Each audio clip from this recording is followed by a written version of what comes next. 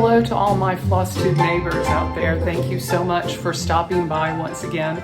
It's so good to see you. Well, I can't really see you, but I see you. I see you out there. I feel you out there. I know you're out there watching, and I'm so grateful to have you here. If you are a new viewer, thank you so much for checking me out. I hope you do like what you see in my Flosstube video today. I hope you like it. I hope you subscribe to me. I hope you ring the bell, all those wonderful things that new viewers hopefully do. If you're a returning viewer, you're amazing. Thank you so much for being a part of my life and for enriching my life on a weekly basis. I can't imagine not having all of you now. And that's a wonderful thing, I think. I hit 2,000 subscribers on Monday. And I'm blown away. I'm just blown away. And if it had not been for the incredible kindness of other Flosstube content providers such as Annie at the Proper Stitcher and Artie at the Vintage Stitcher and Michelle Bendy Stitchy and the Coffee Stitcher and the Needlebug and 911 Stitcher and the list just goes on and on. This collective community of kindness. I wouldn't be here in such a short time, and for that, I truly, truly thank you from the bottom of my heart. I really, really do. So, if you're new, this is a channel about cross-stitching, and I primarily talk about cross-stitching, but I also, throughout the entire video, I'm not one to like do huge chunks and just go from one chunk to the next chunk. I kind of pepper in stories and anecdotes, and that's redundant, stories and funny things that happened and whatever throughout the course of the video. So stick around, and if you're getting bored by a story I'm telling, hold on, there'll be cross-stitch coming soon.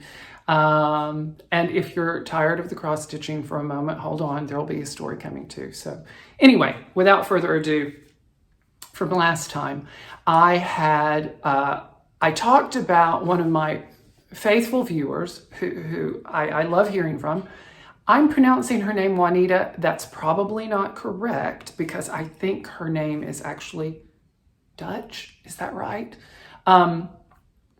Viewer from the Netherlands. She spoke to me about a little golden book that she had growing up. And the translation into English was hysterical. And I talked about it. It was like the Splatter Cats do coloring, or the Splatter Cats do painting. And I just found that hysterical. The Splatter Cats. I mean, come on. But she sent me an image of the front of the book and the little golden book and also in the English version. So I'm going to show that now. I'm going to interrupt it now. Is that not the cutest thing you've ever seen? I just thought that was hysterically funny. And I thought that you might get a kick out of seeing it. So there that is. I do have a few specific shout outs. Just to the Proper Stitcher, Annie at the Proper Stitcher, who along with Teresa Little Stitcher from the UK, was one of the first Flosstubes that I viewed. And I immediately resonated with her because of she just reminded me of home. And she recently mentioned in one of her latest videos, Spooky Summer Stitch, the hashtag that I am promoting. So I just like to thank her specifically. And also Shannon at the Soda Stitcher, completely different part of the country, completely different accent, but she gave me a shout out most recently, and I really do appreciate that. She's delightful, beautiful, stitches beautifully, and of course I love a good accent, and so many of you have them as well, and Flosstubers have them as well, and I love it. So thank you to the two of them. Oh, and then this morning I happened to be online, and I managed to catch about 15 minutes of Karen at the Needlebug's live stream as she was stitching. And while she was on. Teresa Little Stitcher was also in the room, and as well as some other floss tubers that I'm not familiar with yet, but I'm going to be. But it was great, and Karen is such a sweet person, and I just had a fantastic 15 minutes of time. I had to depart early because I had to feed my cats and I had to do some chores before I got ready to do this, but it was really enjoyable. So thank you for saying hello when I said hello, and it was just great. This is not a brain in a jar. One of my viewers, regular viewers, mentioned that this she was distracted at one point during one of my videos because this looked like a brain in a jar. And you know what? It does. It really does. But I am not a mad scientist. I am mad as a hatter, but I'm not a mad scientist. It looks like a brain in a jar. But I'm going to show you what it is. It's absolutely the first. Oh, that's good on the old deltoids. It's actually rocks with a beautiful little seashell in there. I don't know if you can see that, but these are just decorative kind of vases that one. I'm gonna break my. Hold on. Ooh, that was a close call. No, it's not a brain in a jar. Although that would be really Halloween. Check back. It might be a brain in a jar, not a real brain. It was a busy week for cross stitching with me. I was very happy. Again, I didn't work on that many things, but I got a lot of stitching in on a few things, and I'm really happy about it. The first thing that I would like to share with you guys is my finish. I had a finish this week, and I'm so tickled about it. I finished Hilde's Hayride. And I absolutely love it. I love it so much. I'm so excited about it. I'm going to put up a photograph of it because I know that you can see the silhouette of my arm through there, but I'm just so pleased with it. It was a very fun stitch to work up. I loved working with the Honky Tonk Threadworks overdyed. It was my first experience with overdyes, and I just loved it. It was so much fun seeing. That's one thing that I love about variegated thread, and I may have mentioned this before. I'm doing the Quaker Christmas stitch along with the Proper Stitcher and the Vintage Stitcher, and as you've seen from previous videos, I'm using a variegated thread on that. Variegated thread is like a story unfolding. I just love it. You know, you're stitching along and it's red and it's red and it's red, and then bam, it's green. It's just fantastic. And it was the same way with this, more in harvest colors, of course, but I just loved it. So this is going to need to be an FFO soon. So many people, you know, designed to be on a little pillow. I love that. But you know what I want for this that I've decided, and I won't rest until I find the right one. I'm going to do this as a box top. I'm going to make this a cute little box. One of my viewers suggested it. It had crossed my mind previously, but one of my viewers who mentioned that, I got that as confirmation that that's what I should do. So this is probably going to end up on some kind of beautiful little box. But thank you, Michelle Bendy Stitchy, for designing this. It was absolutely adorable, and will be the first of many of yours that I stitch up, I'm sure. Works in progress. Today will be two.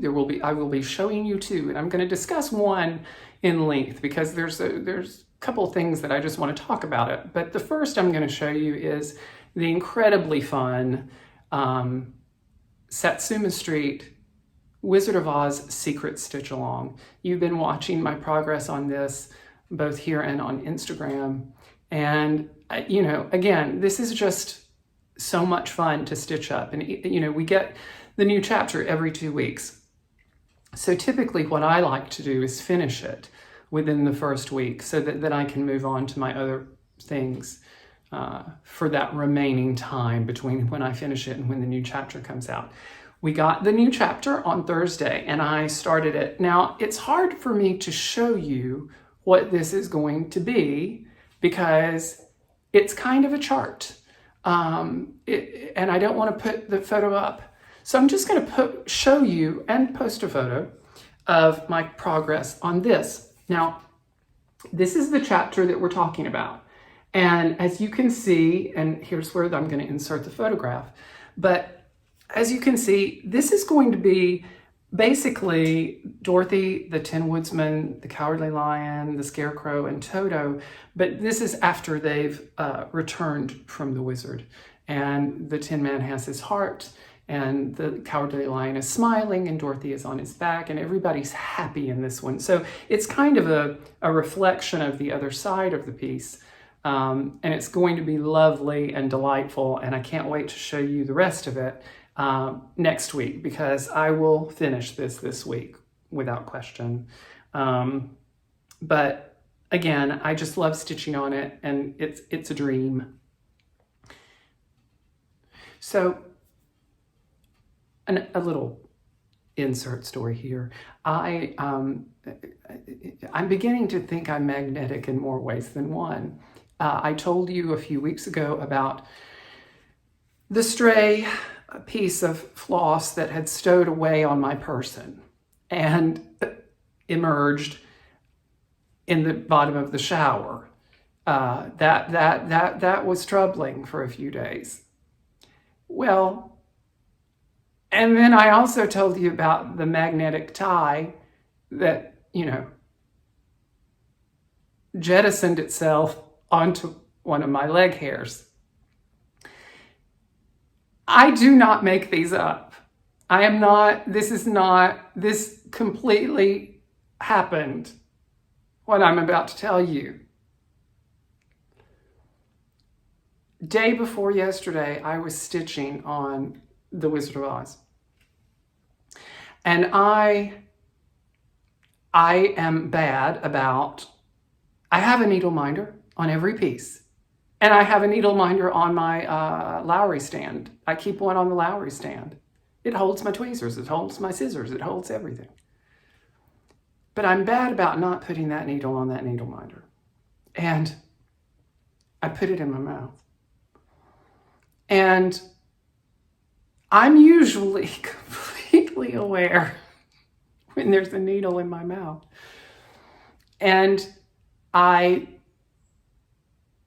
went to get my needle and I couldn't find my needle. And it wasn't on the needle minders. It wasn't on the table next to me. It wasn't on my shirt, which I found before when it's fallen. It wasn't in my chair. It wasn't on the floor. I stood up and I looked for this rogue needle for about 5 minutes.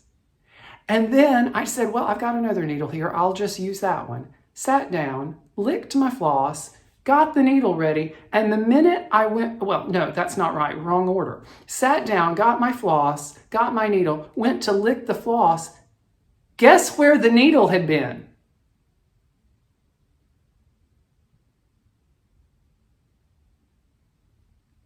It was in my mustache. The needle was in my mustache. True story. I did a small whip parade a few videos ago, maybe even the last one. And one of my friends and fellow floss tubers, Michael, at the Star Parade mentioned that he was eager to see the progress that I had made on my piece by, based on a painting by Alphonse Mucha, Winter of the Four Seasons. And I had not touched it in a long time.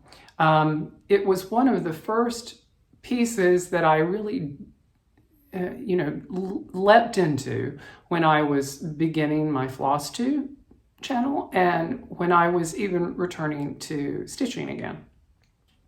And I picked it back up. I did a lot on it, and then I got not burned out, but I started doing other things. I started Spooky Summer Stitch, hashtag for the Halloween work that we've all been doing, and I hope that you're doing. And if you are stitching something Halloween, Please use the hashtag Spooky Summer Stitch. We're stitching it all summer long. There's no definite time. It's not a stitch along per se. It's a let's share what we're working on for Halloween together.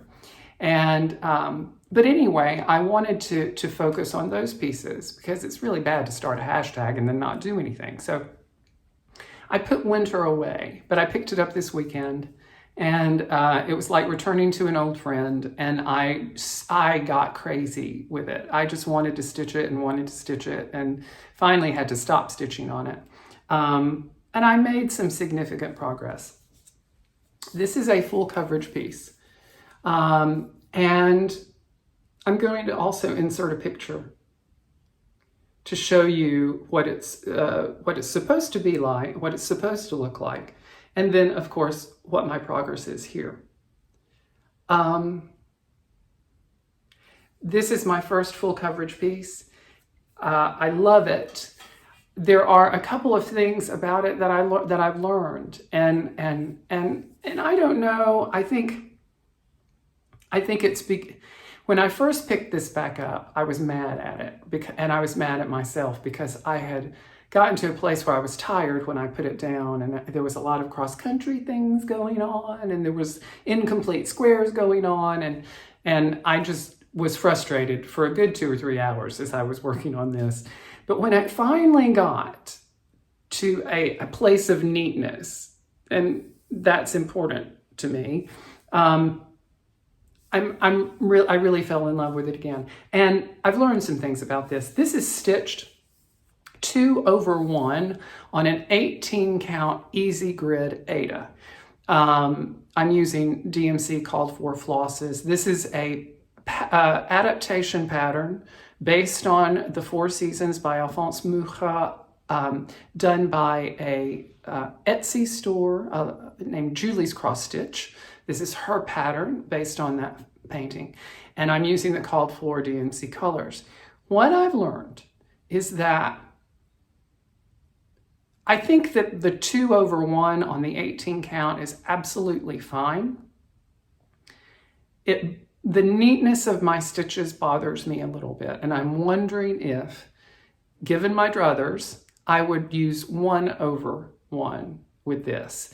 Now, I think you would not get as good and dense and tapestry-like a coverage as I have, which is okay. And I think I would prefer the coverage opposed to the neatness of the stitches, but neatness of the stitches is important to me. And when I'm with my with my readers and I'm up close on this, it bugs me because, whenever you're doing anything this dense, you have twists and you have little bumps and you have little things happening. Mind you, when I take off my readers and I stand back from this 2 feet, I can see none of them. All I see is the pattern. But I love it. That's enough to go on about this. But I love this. I did get her face done, and really that is all the face that shows. I put it on Instagram. I said I want to get her face done by my Flosstube. Her face is done. Her veil comes across, so, and you can see her now, and getting this done really gives me a drive to push forward with it. This is not a wide piece. It finishes at this square. I am almost to the horizontal finish of this piece. Vertically, however, it goes all the way down to here. But I love it. And Michael, I worked on it, and I hope you enjoyed seeing that and me going on far too long, probably, about this piece. Everybody is stitching Jolly July or Christmas in July, and I'm not. I mean, I'm working on one piece. I'm working on the Prairie Schooler Santas, or actually the one that I have. I have two, but I'm only working on one. But I'm the spooky summer stitch guy, so I'm really working on Halloween pieces and my other pieces. Quaker Christmas stitch along, but I haven't touched it in 2 weeks, and I'm ashamed. But it lasts throughout the rest of the year, so I'm not so upset about that.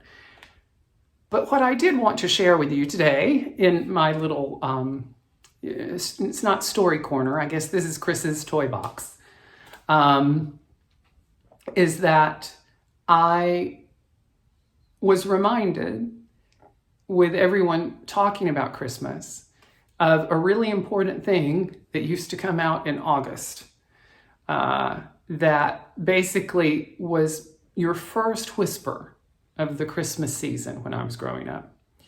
And that was the Sears and Roebuck catalog wish book. This thing, if you want to go down a rabbit hole, there is a site called vintagewishbook.com. It's on one of these images that I'm going to post. But you can go down a rabbit hole because someone has taken all these catalogs and scanned them so that you can flip through them.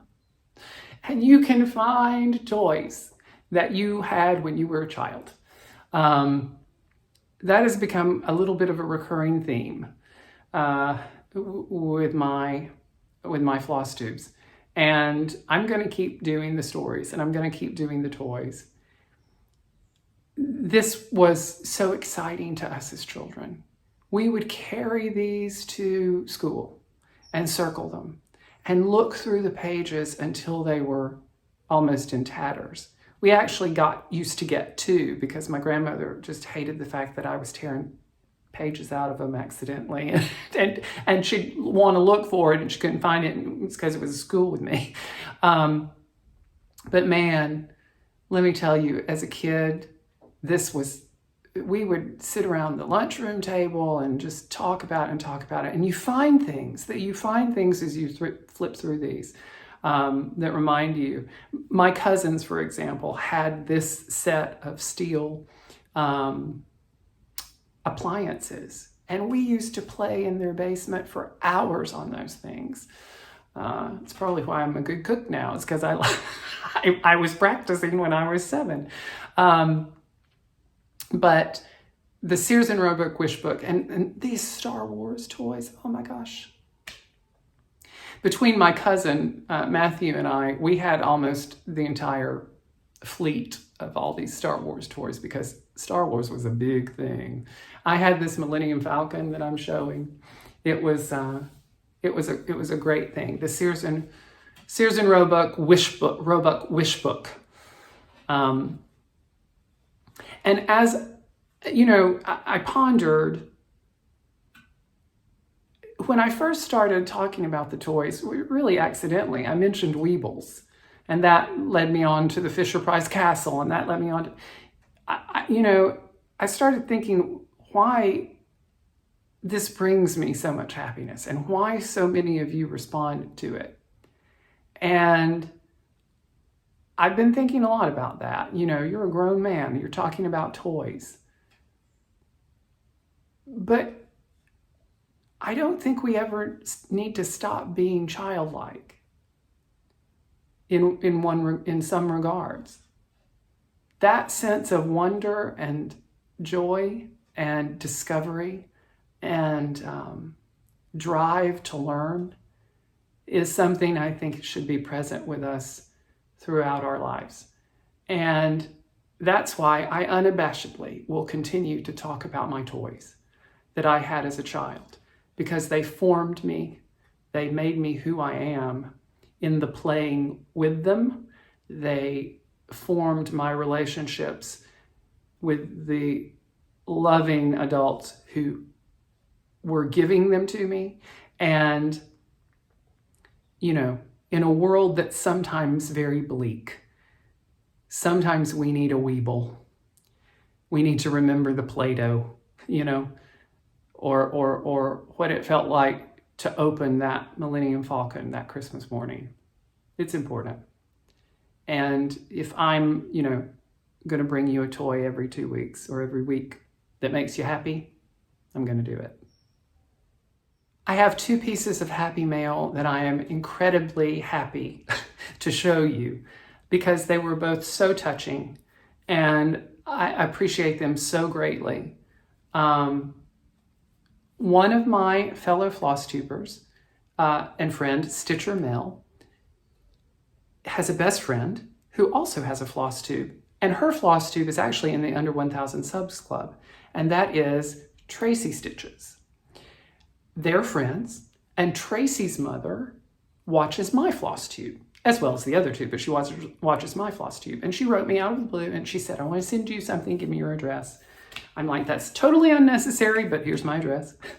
And I received these two amazingly beautiful project bags, along with this beautiful card. She personalized them, the zipper pulls, with musical notes and toe shoes, actually, because I was a dancer. They are beautifully made. I love this groovy pattern and the colors. I'm into mid-century stuff, and this is very mid-century color. You know, I love it. I love them. I am not deserving of this kindness, but I do appreciate it greatly from the bottom of my heart. Anita, thank you so much. I'm so very grateful for them, and I will treasure them. Normally, because these were personalized to me, I'm not going to be using these in giveaways because they were, you know, specific. But let it be known that these are amazing project bags, and I'm very grateful to have them. So thank you. The other piece of happy mail that I got really made me cry this morning when I opened it. One of my viewers from Arizona, JC, I'm just going to say the initials. She also wrote me and said, what's your address? And I'm like, it's absolutely unnecessary, but here it is. Today I received this beautiful card.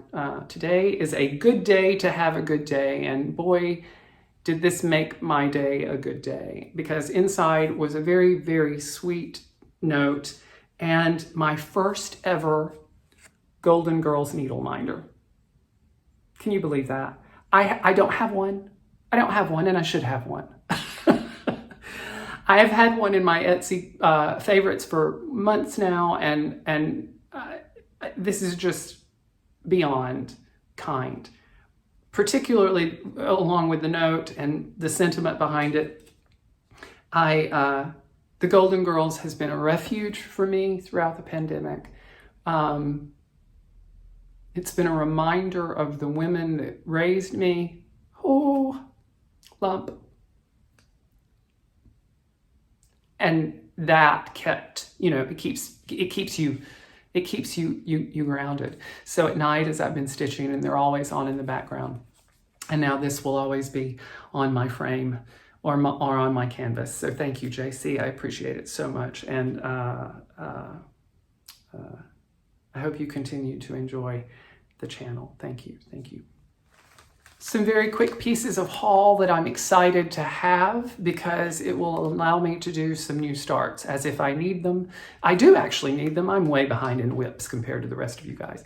But I received some I ordered some hand-dyed Aida. This is from Vintage Needle Arts on Etsy. And it's very difficult to see. I did not take it out. I did not unroll it. I'm real ticky about that. I don't take things out of wrappers until I use them because of cats. But this is a 16 count Cafe au lait, and it is exactly that. It is a creamy coffee color. And this is also a 16 count timeless gray. And as you know, as you can tell, I love grays. It's hard to see, but this is just a light hand-dyed gray. Both of these are for starts that I'm going to be showing you very soon, hopefully. Also on the fabric haul, I received, you're gonna think, oh, he's got yet more for Sleepy Hollow. This is not for Sleepy Hollow, this is gonna be for something else, but this is a piece of, this I will take out, and I will talk over the crinkle. Oh wow, it looks different out of the wrapper. Amazing how that happens. This is a piece of 28 count Lugana in the Haunted. And I can't remember what, the information will be below, but I'm good. I just need more fabric. I just need more fabric in my stash. And as I tend to stitch a lot of Halloween-y things, I thought that this was a great piece to have. I may have ordered this along the same time that I ordered the other piece for Sleepy Hollow, thinking this might work. This is not big enough, but it's going to be great for, again, for some starts that I'm doing, and I really do love that. I almost forgot about two pieces of haul that I really wanted to show because I love them so much. I got more Love You More studio bags. These are great, and I like them a lot. Originally designed for books, is my understanding. One of my viewers said that they also are great for iPad holders, which I can totally see because they're cushy. They're like, they're padded. But I got two of the smaller ones to try those out. Love them. And so I got two of the larger size. And of course, you know my affinity with peanuts and all things Snoopy and Charlie Brown. So I got this one, which is just adorbs. And then I also it's interesting that I said earlier that I'm mad as a hatter because I love Alice in Wonderland as well. And I had to get that one. These have names. The name escapes me right now, but these Love You More studio bags are just great, and I love them, and I'm so happy to have them, and I'm probably going to get a million more. So on to the giveaway. I said when I reached 2,000 subscribers, we would do another giveaway, and we're going to do that, and that will be next week. I hit 2,000 subscribers a few days ago. Blown away. Can't talk, I talked about it at the beginning. But we will do that giveaway, but that giveaway won't be until next week because some people have reached out to me and they are sending me things now to use for my giveaways. And I should have at least one of those by next week. And it's a good one. And I can't wait to use it as a giveaway because I can't wait to send it to you, whoever wins. 2,000, wow. In my under 1,000 subs club this week, I actually have a designer. And her Flosstube is JBW Designs XrossStitch. JBW Designs XrossStitch. She reached out to me and is very sweet and is a viewer, and I just wanted to, and I went and checked her out because I wasn't familiar with her channel, and she is lovely. She reminds me of my Aunt Lou. Although she has a very Michigan accent and my Aunt Lou does not have a Michigan accent, but she reminds me of my Aunt Lou, and she does beautiful designs.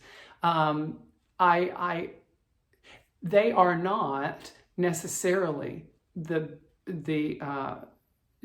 what I would necessarily want to pick up first to stitch, and this is the amazing thing, because she reached out and because I went and I looked at her Flosstube, and not only that, I went to her website, I found like 5 things I want to stitch.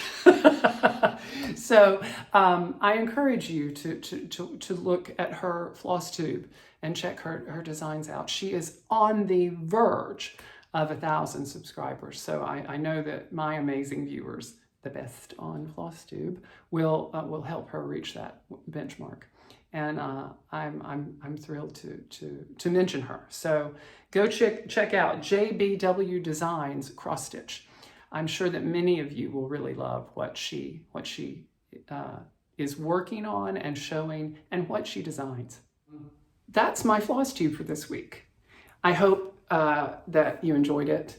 I'm so grateful to all of you. Thank you for watching. Thank you for your notes on Instagram, your emails. And there are more people who have written me personally. Linda, you know who you are. Sandra, you know who you are.